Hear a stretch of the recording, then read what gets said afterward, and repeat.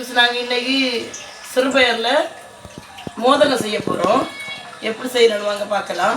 மோதகத்துக்கு வறுத்து தேங்காய் நாட்டு சர்க்கரை போட்டு மிக்சியில் பொடி பண்ணி இப்போ செய்யலாம். வந்து பாருங்கள், சிறுபருப்பு பச்சை பயிர்லேயும் செய்யலாம், சிறுபருப்புலேயும் செய்யலாம். நாங்கள் அது சிறுபயர்னு தான் சொல்லுவோம்.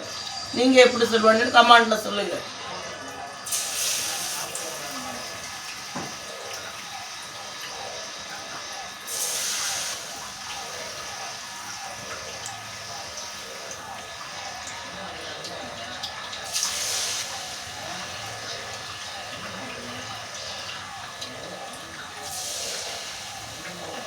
அதை வறுத்து பொடி பண்ணி தேங்காய் நாட்டு சர்க்கரை போட்டு மைதா மாவில் கோட் பண்ணி போடணும்.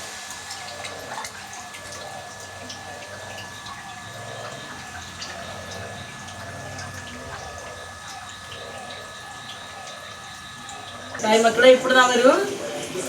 இப்படி செய்து எடுத்து உங்கள் வீட்டில் சாப்பிட்டு பாருங்கள். ரொம்ப டேஸ்ட்டாக இருக்கும், அடிப்பொடி டேஸ்ட்டாக இருக்கும்.